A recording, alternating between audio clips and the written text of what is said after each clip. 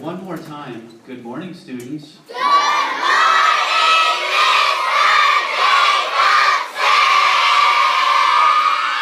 Mr. Wow.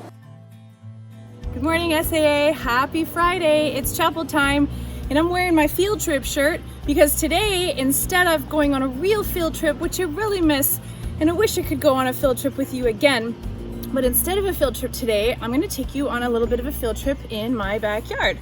So here we are in my backyard. Over here, we're putting a garden in. We've got a pear tree. We've got a grapefruit tree, a couple of sheds. Come here, girls.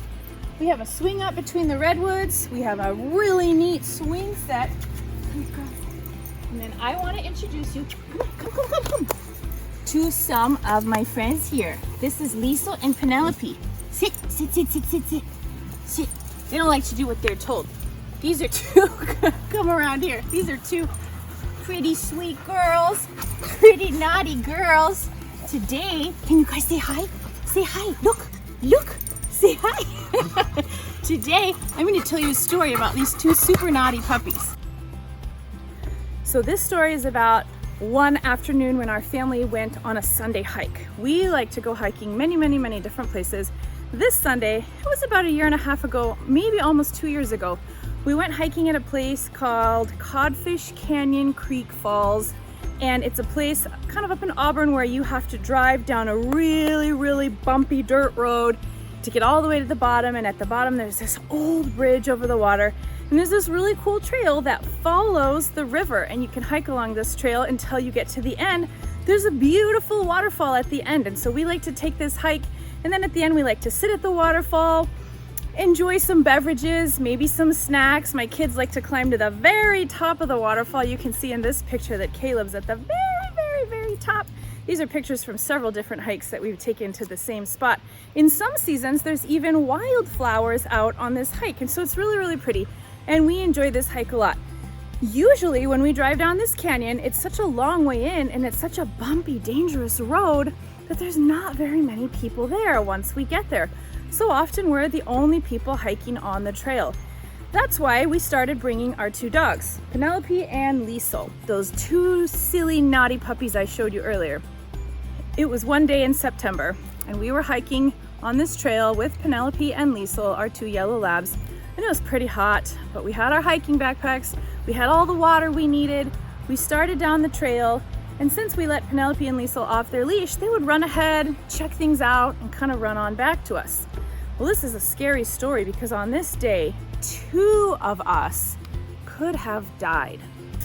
Well, we were hiking along the river. It was nice. We would stop for drinks. Sometimes we stopped for snacks. I always stop and take pictures of all the beautiful wildflowers, and I always make my kids line up and pose for a picture. And so as the day goes on, they start looking a little more crabby in different pictures. But on this particular day, we were walking. We had probably walked almost a mile, and we were just enjoying nature and being out there alone in God's beautiful creation, when all of a sudden, up ahead on the trail, I heard a shout, "Snake!" And I thought, oh no.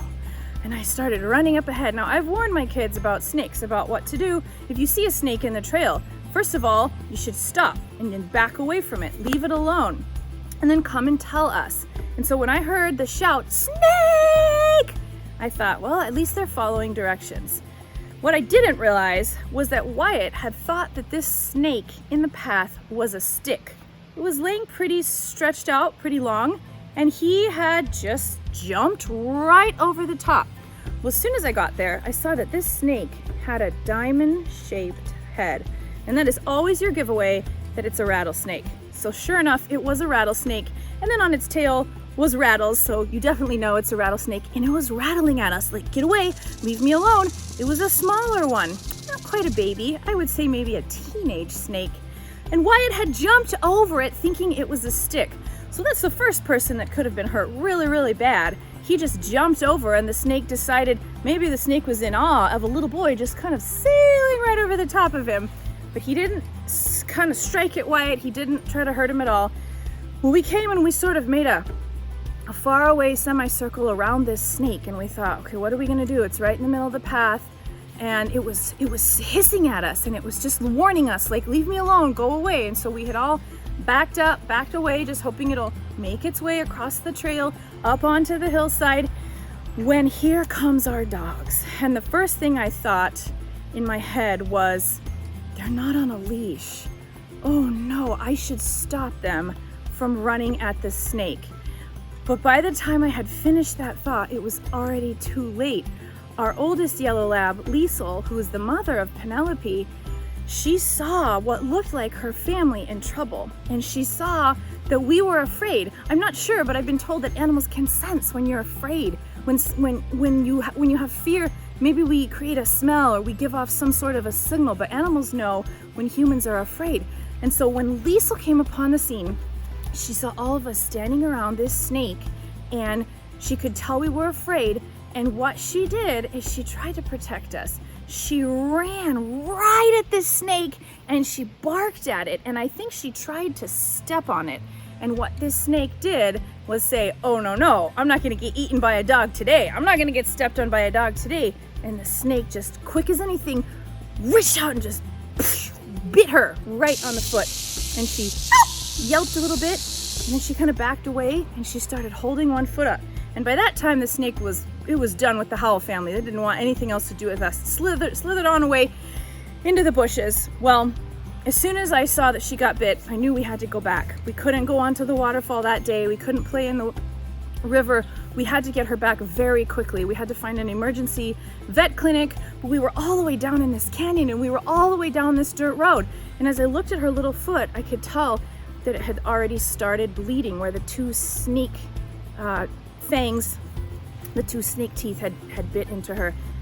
I could tell that it had already started bleeding. And so what happens when snake venom goes into the bloodstream, it stops the blood from doing something it's supposed to do.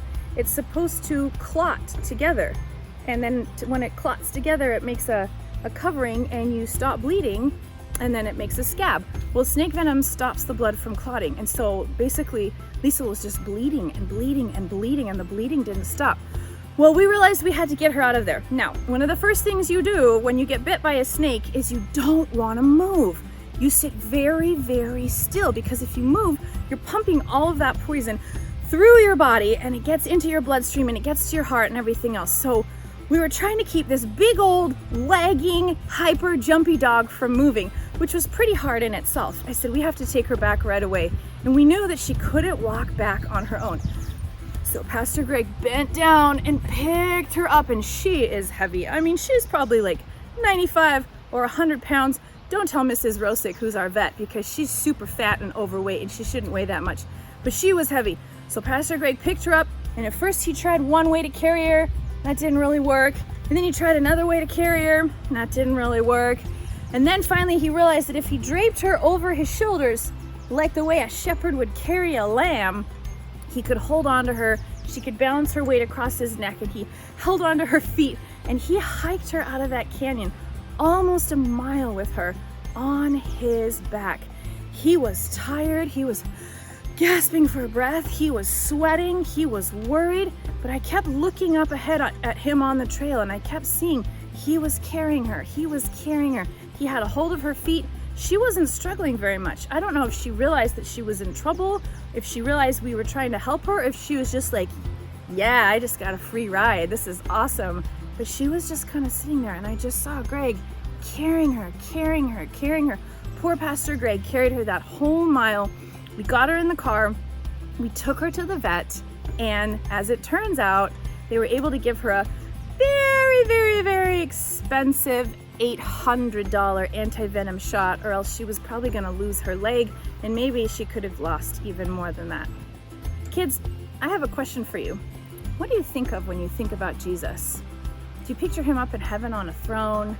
Do you picture him on the cross? Do you picture him teaching to the people, maybe out in a boat on the sea? Do you picture him smiling or frowning or sad? Do you picture him holy with a glow around his face? Do you picture him smiling like a friend?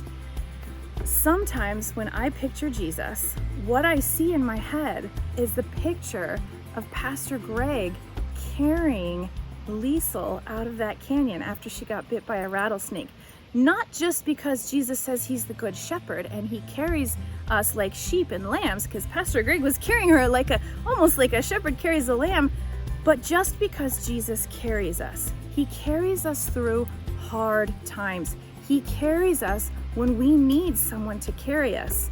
So I want you to think about some of the things that have been happening in your life lately, and I want you to know that Jesus can carry you through all of them. If you're scared, he carries you. If you're sad, he carries you. In fact, this is a prayer that I have started praying in my life. If I'm overwhelmed or if I'm struggling, sometimes I'll just say, Jesus, carry me.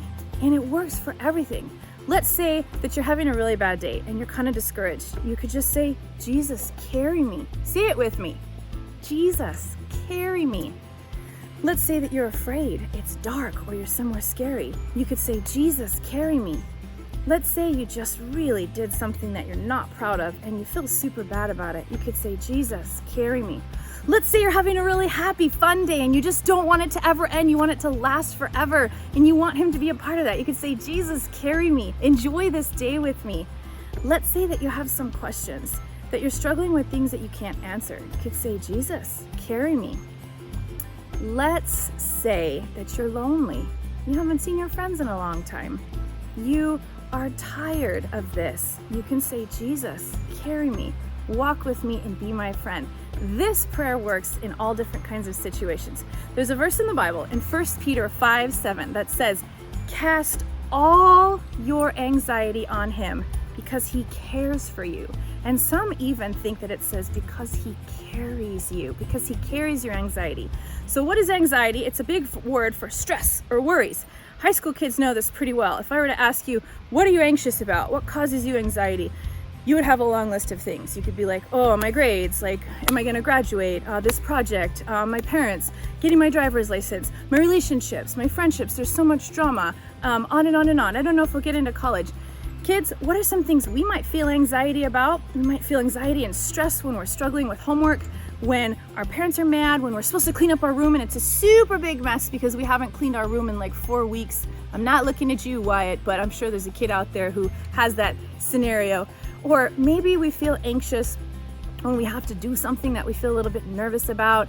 It says anytime you have this anxiety feeling, you can cast it on Jesus because he cares for you and he carries you. So that's the verse I want you guys to take into this weekend, into Sabbath, and through the week.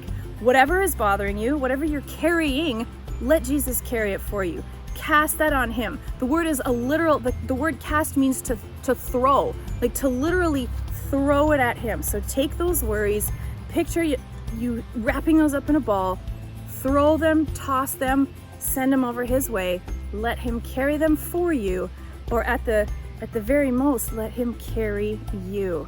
And he will do that for us because he loves us and he takes care of us. Okay guys, I really miss you. Hope you have a good weekend. And I really hope that we're back together soon. Bye-bye.